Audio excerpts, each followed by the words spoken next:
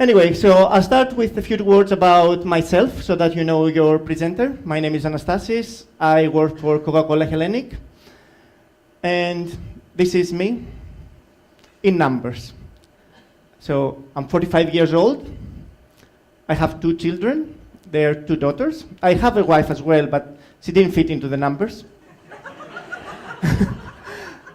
So my daughters are 18 and 16 years old. I'm very, very proud of them, and that's why they come on the screen. So I've lived in 6 countries. I've lived in Greece, Ireland, England, Cyprus, Russia, and now Bulgaria. I consider myself more international than Greek, but I will always be Greek. Now, I've got 11 years in Coca Cola Hellenic, and these are in 4 different geographies. The last 5 years, I'm in the Shared Service Center, which we just opened, and you will see some numbers for that, because I like numbers. My team is 187 people. So for Coca Cola Hellenic, we have 187 people working on credit, account receivable, collections, and disputes. It's a big team. Now, more numbers. And these are numbers about Coca-Cola. Coca-Cola Hellenic is actually in 28 countries and selling 2.1 billion unit cases. This is in numbers that you can think about, something like 12 billion liters of drink per year. So it's a lot of Coca-Cola and other stuff. And it's other stuff as well, because 31% of our portfolio is not carbonated drinks. So all the waters and the juices and everything like that. We have a very good and healthy market share. 40% of the market is ours, which puts the number 2 competitor for the 28 countries at about 15%. Surprisingly, they sponsor this hotel. Okay, and we are the undisputed leader of sustainability. The last 3 years, number 1 sustainable business in the Dow Jones, so all over the world. So number 1 worldwide sustainable business in beverages. We're very proud of that. Now, I said that I work for the Shared Service Center. We call it BSO, Business Service Organization, and some more numbers. So we were established in 2011. We are 600 people today. The average age is 30 years old. And this is something that I'm going to touch upon a little bit later with my presentation. We have 12 different nationalities, so I suppose that we share more or less the same problems that come with that and different cultures. We have a customer satisfaction of 78%. So our internal customers from our work are not that excited. And this is another thing that I believe that we have to look into as a service provider, and how do we hear our customers? And that's part of my presentation as well. And we have 5 streams. So we're predominantly finance, but we also have an area of master data and an area of HR. So this was the numbers that I would have to work with to tell you. Now there is a number for you to work on. So I have a question for you. What do you believe that the number 2.3 represent for Coca-Cola Hellenic? Is this our delinquent DSO? So 2.3 days that we collect the money later than our credit terms. Is it the percentage of customers exceeding the credit limits? So we actually do a good job and we don't allow credit limits to everybody. Is it the average days to complete a credit review? I said that we are not very good, so could it be that we complete a credit review in 2.3 days, or it's actually the percentage of our receivable over 90 days? So I'll give you the chance to vote. Okay, so you say that this is the percentage of receivable over 90 days. 55% of you. Okay, I've got the right answers. This is not the right answer. Our delinquent DSO is actually 6 days. So we collect the money with 6 days delay. for you to know. So if you want, you can take down the mark. It will not be in the presentation for your Hackett surveys and whatever. The liquid DSO is the real one. It's 41 days. Yes. Okay. Percentage of customers exceeding their credit limit is actually 2.3%. This is something that we are very proud of. So 17% of you, well done. It means that we really, really focus on how we give credit to our customers, and we would not allow to go crazy with credit limits that we cannot collect the money. We see it as a process end to end. We understand that the customer wants to have Coca-Cola, and we also understand that we are a little bit privileged that Coca-Cola might be one of the products the customer would stop paying at the very end. So we see what's happening in the market, and then we could take very quick actions to make our credit limits better. The average number of days to complete a credit review, this is 4.6 days. We are quite bureaucratic in this, with too many approvers everywhere. Is this what the customer wants? Big question. And the percentage of receivable above 90 days, it is not 5%, it's 4.99%. So again, there is some room for improvement in that area. And what do we think about improvement? What we've done in Hellenic is that we've started thinking about continuous improvement. This is a journey, it's not really just a short-term solution, and we have tried to build a capability about continuous improvement. And why? Well, if you think of what Albert Einstein said, and I'm very sure that everybody knows, insanity is trying to do the same thing all the time and expecting to have a different result by doing the same thing. So we have to stir the pot, we have to break the eggs to make omelette, and all these nice phrases. We need to change something, and this changing something is the continuous improvement. Very, very recently, I actually heard something that Mark Zuckerberg said. So it's not only the old smart guys, young smart guys as well. He said that we should be thinking of our work in the hackers' way. Hackers are the ones who go into Wikipedia and they leak things about Hillary Clinton, but in reality, their objective is not to get the dirty laundry of somebody out. Their objective is to prove that the security did not work and that they could do it better. So it's always, the hacker way is trying to do things differently, better, and be one step ahead. So this is what we are trying to do in Hellenic as well with our continuous improvement programs. And the continuous improvement, we started with, of course, the Lean Six Sigma methodology, and the Lean is all about trying to minimize the variances, and the Six Sigma is trying to minimize the errors. So if you want a definition, a very short definition, that would be it.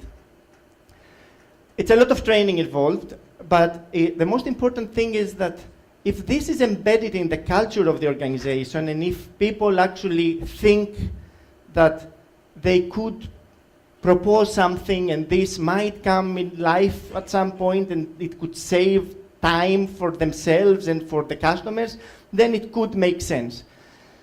The problem with all these things and all these Lean Six Sigma is that the first time that an organization is working on them, we always think of how to make our life easy. So we first think that it takes me 4.6 days to do a credit review.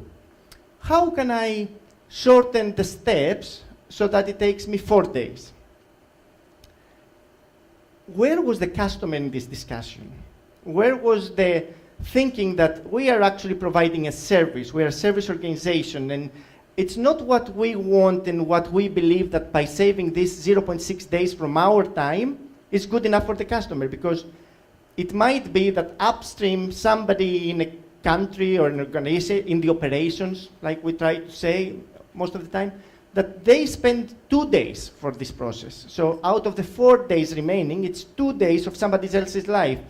Have we ever heard him to see whether we really have something to propose. And this is basically more about the concept of customer centricity that I will touch upon. Now I wanted to give you real pragmatic examples of real hard results out of our continuous improvement projects. The first one is our blocked orders. So our sales take an order. If this fails the credit review, which could be either overdue balances or outside of the credit limit, the order gets blocked. This creates frustration to the sales, it creates frustrations to the customer because he doesn't have the product.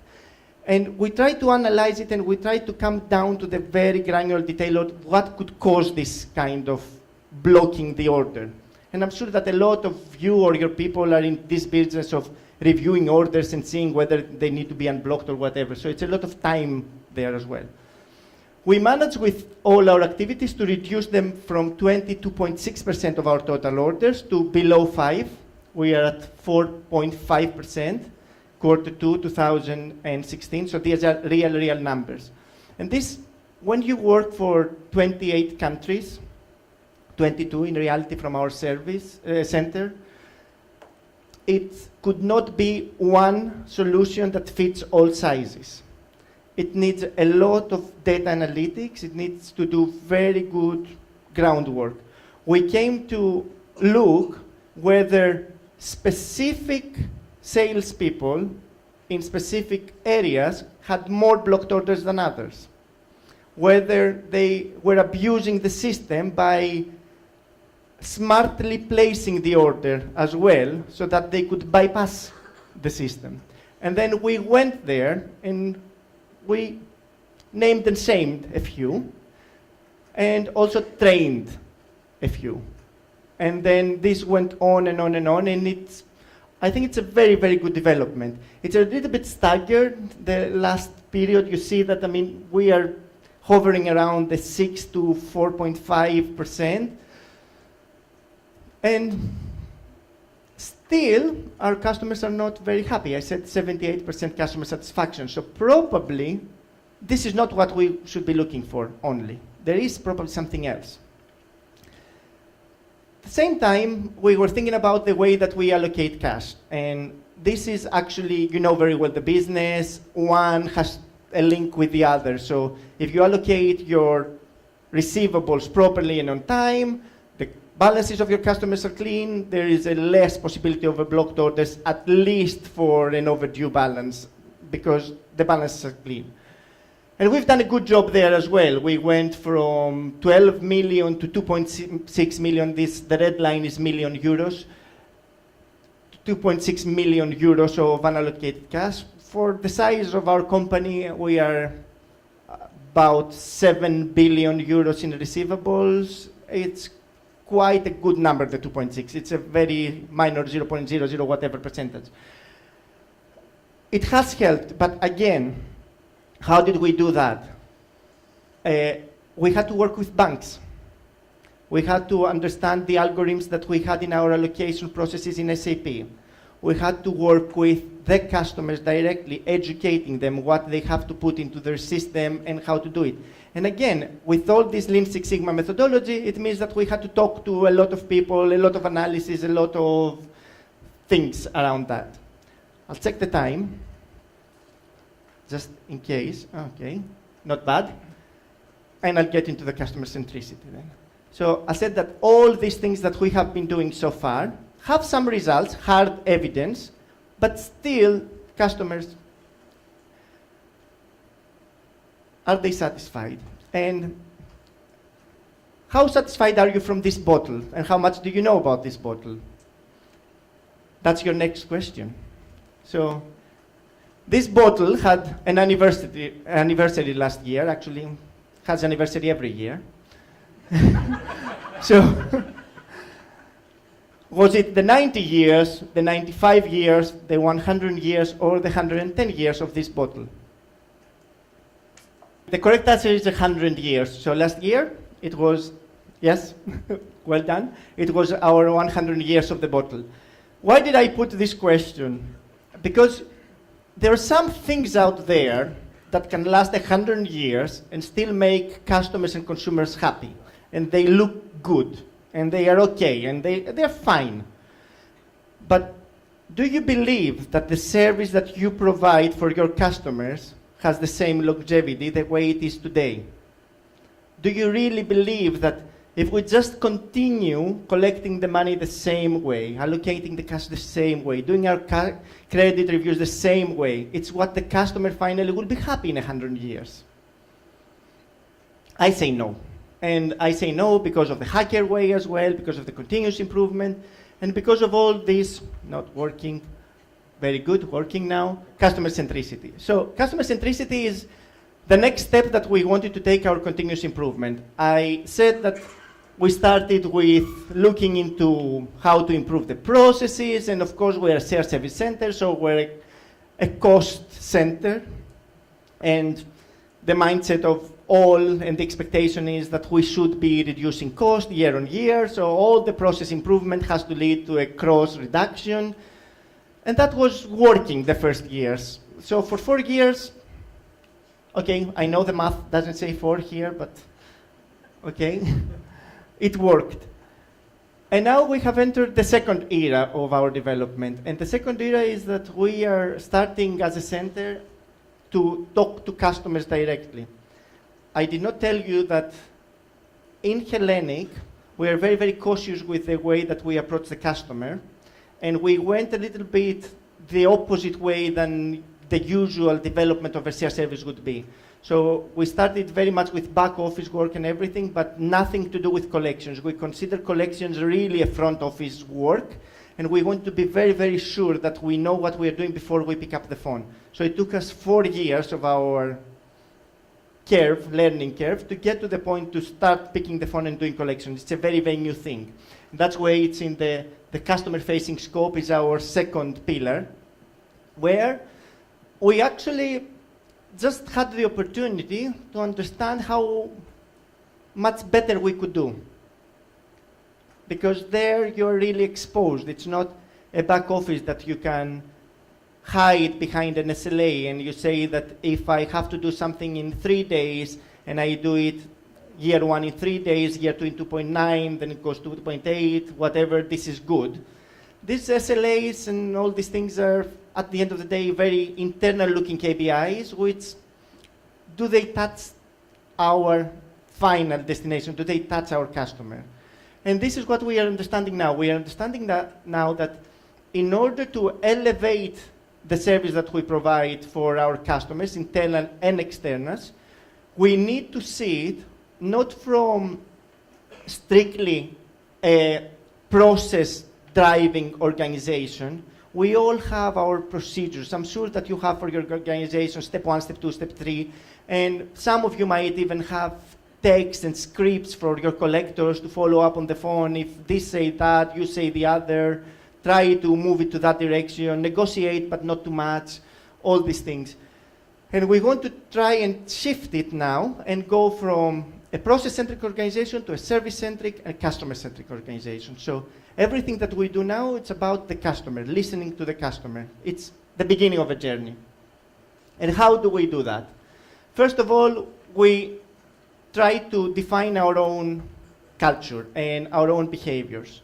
So we said that if we are good in following up on these points, on being professional in what we're doing, listening in order to understand, to challenge and change things, share, work with each other, and appreciate each other, then if we first of all sort out our own behaviors, that could come across on the other side to the customer.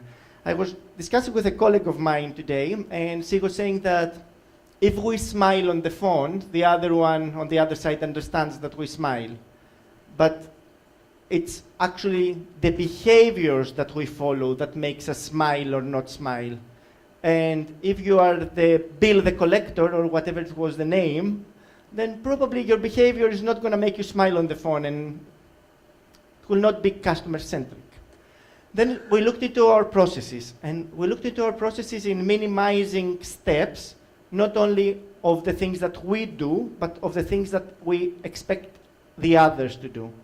The others meaning the operations, you all have, I'm sure, very much interaction with your operations, but also the customer. So if the customer has a claim, how does he, with the minimum effort, share this concern that he has with us? How can he communicate better and easier with us? Our customers are not bad people. They are the crooks, but our customers are not bad. They don't want to not pay. In reality, they want to pay so that they get more product, sell, make profits, and it's a circle, so they're not bad. We need to give them options of how to express their dissatisfaction when they have it. So if they are not happy with our invoices being very, very complicated, we need to listen to that, we need to understand that. And finally, we were thinking about our systems and how to make them more user-friendly. We are all in the era of iPhones and iPads, and too much time spent on our machines when we are on the go, rather than when we are in the office. So think of a customer of yours, no matter in whatever industry, that would be able to place an order when he is in the metro, going from the office home, or actually share with you his complaint on a platform, mobile, on the move. If we give them more points of contact and more ways to communicate with us, we believe that actually this would be a win-win situation at the end.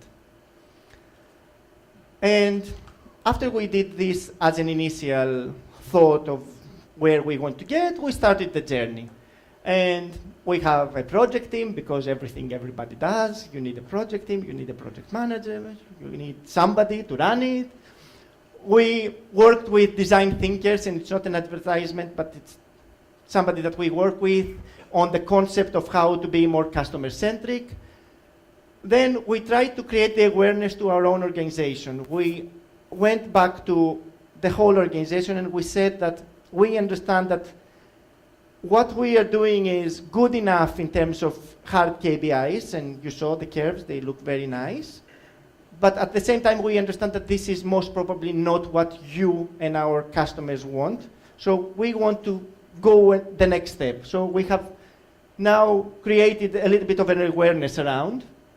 And finally, we have started implementing the whole process. What we are doing is that we are creating some, what is it called?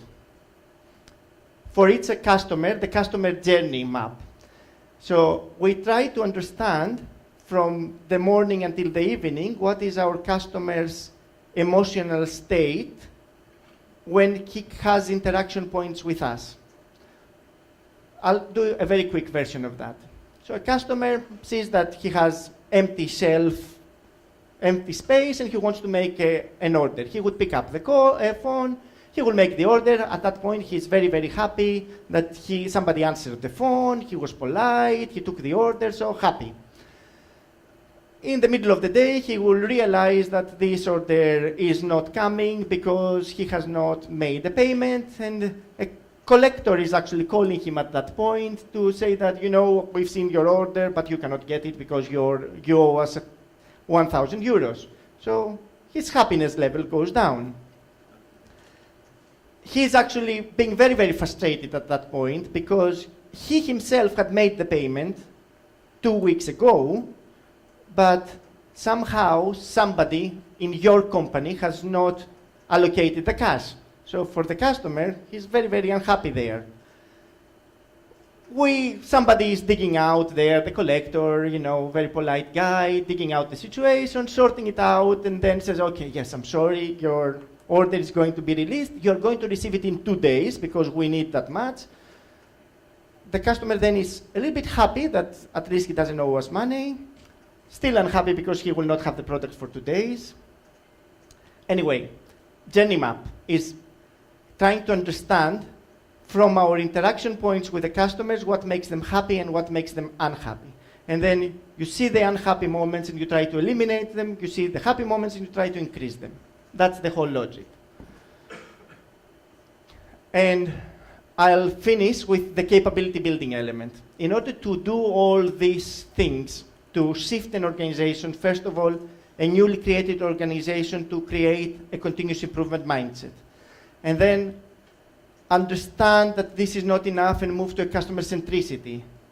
And with all the problems of attrition, retention that everybody else mentioned and everybody else has, you need to continuously train your people. You need to elevate the capability all the time. I do have a question in my presentation, but I believe that it is not going to be asked. So I was going to be not very polite and ask you your age. Instead, I thought of doing something different. Yesterday, I was out with my colleagues in Krakow, and there are so many Pokemon around. How many of you had heard of Pokemons in June? So if you could raise your hands, the ones who knew about Pokemon in June. So really something like 5% knew in June. How many of you knew in August about Pokemon? Many, many more hands. How many of you have the app? Some who want to say that they are brave enough, and some not brave enough. But what is the point that I want to make with all this Pokemon game and thing? And what was the point that I wanted to make with your age? The age of the people reporting to you, it's not the same with your age. It's a little bit logical as well. We hear all this thing about the Y generation, and the only thing that I say in this case is, why not me? Why I am not Y generation? But still, okay, it is true. It is true. The average age of our organization is 30 years old. The average age is 25% of the people working in Krakow are between 25 and 35, so they are 30 years old. We heard it previously, I did not know this fact. And this is to say that the way that we think and the way that we do things and the way that we train our people and motivate our people is not what they expect. They expect us to know about Pokemon. Because this is what they know. They know Pokemon. If you do the same question, if you ask the same question back when you go to your office, I bet you there would be more hands. First of all, they would be braver. I don't believe that only 3 of you have the Pokemon application, but still. But even the very sheer fact that they will be more brave, it means that they are different. It's not that we are old, and I'm sure that some around here are Generation Y as well, so I'm not generalizing, but they need different kinds of training, and they need different kinds of thinking of things. So when we were talking about continuous improvement, we did the whole visualization. You will get it on your laptops. I'm sure the presentations will be shared afterwards. So a so-called visualization of how you build a capability and how you do it, and we try to make it sexy. We sexified a little bit the approach, and we were trying to get closer to them to make them love it and see any value from that. Then we trained them, and we used this provider, again, not an advertisement, but we used the BMGI for all these black belts, yellow belts, green belts, and we have now trained every single person in our organization at least with a yellow belt, so that they can understand about continuous improvement. And thanks, Mark, for our people, we have been using more professional approach on how we understand training around credit. I am a big fan of ACCA and CIMA, do not get me wrong, but I do understand the concerns about the length of and the size of the investment and the payback after that. What we have understood is that sometimes you need to address the needs of your people for something that is really very relevant to the job that they do, not generic, and easy to do. So we really support the initiative of best practices. I believe that with all this, I have managed to finish, hopefully on time. Yeah, 3 minutes for questions, okay? The logic, sorry, just to wrap it up, the journey that we followed up, it's like a summary. We are a young organization. We started with continuous improvement. We try to listen our customer, and we try to educate our people in order to deal with the customer finally. But if you want to take some real takeaway out of that, is that listen to the customer. Do not assume that we understand what they want. They want something different, internal customers included. And I'm happy to take questions now or later. I know that you all need a coffee as well, or a Coke. I have to advertise that a little bit.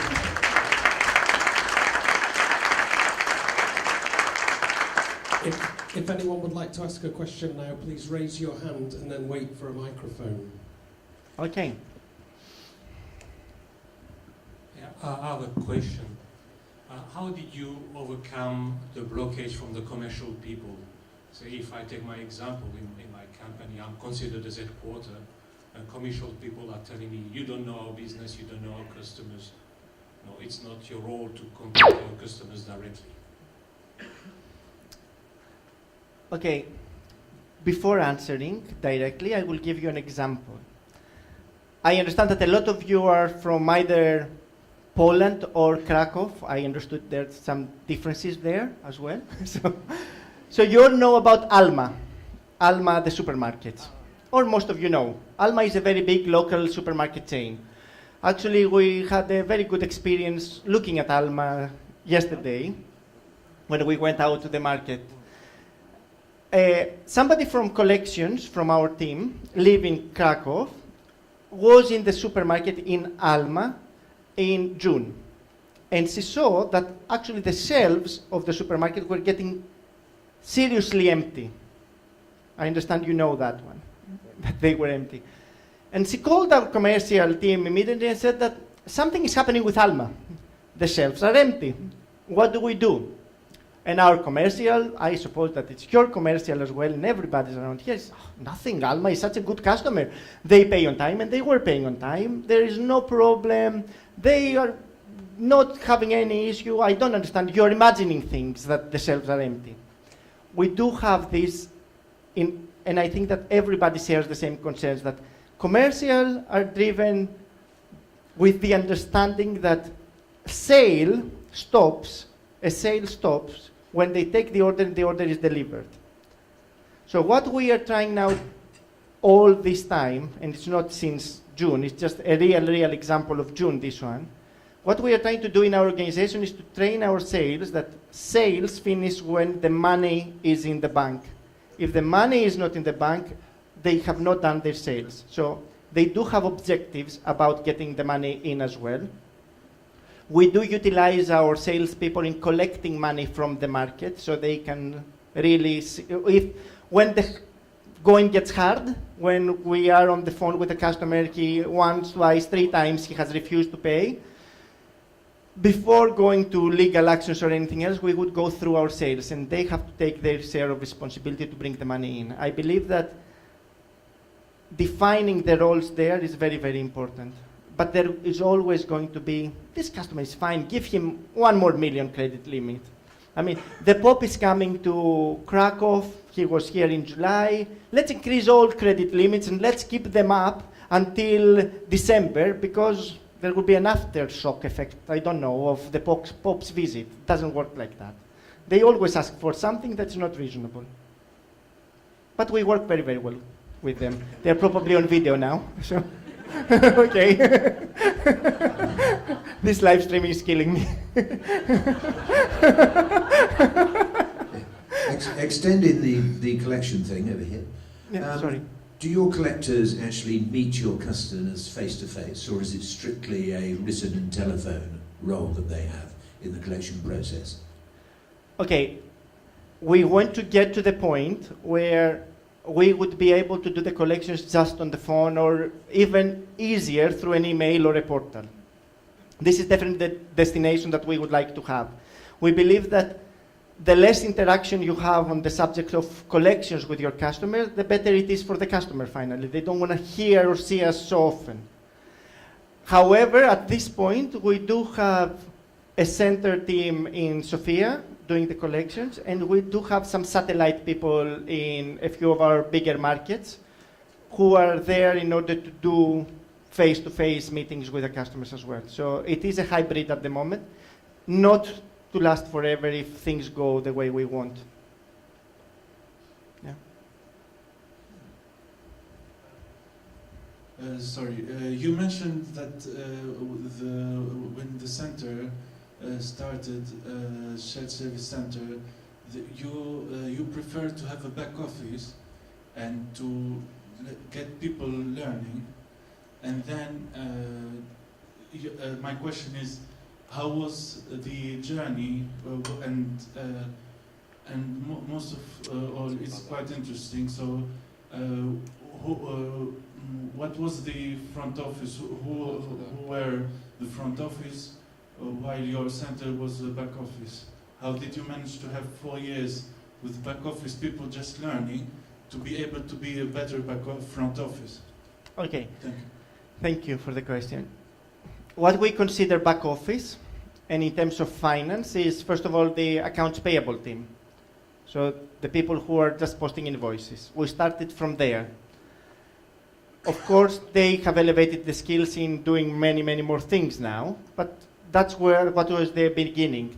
At the same time, we started with general accounting, just some entries, and getting to know the internal customers first. So the logic was that first we expose ourselves internally to the organization, and then we would go externally. And in this sense, back office. In our area, in the market to cash or order to cash area, we started with accounts receivable, meaning the application of cash only. So when the money comes, we were just matching it to the right customer, the right invoice. But if there was any question about the matching, then there was somebody in the country who would pick up the phone and call the customer. It would not be from the center, it would be from the operation, this phone call. And we also had credit management as a back office activity in the center. Again, first of all, reviewing credit limits, reviewing blocked orders, but never talking to the customer and negotiating anything like that. It was the second step for us. My question is related to the customer's centricity journey. You mentioned one of the phases was to create awareness. If you can give a few examples of actions that you implemented to create awareness, and afterwards, what did you do to maintain that awareness? Thank you. Thank you. Okay, awareness. I will say, first of all, my very, very personal opinion. Successful awareness comes only if you have very strong sponsorship. So if you do not achieve sponsorship at the very, very top of the organization, no matter how many road trips you do around and road shows and big events and big emails, this does not help.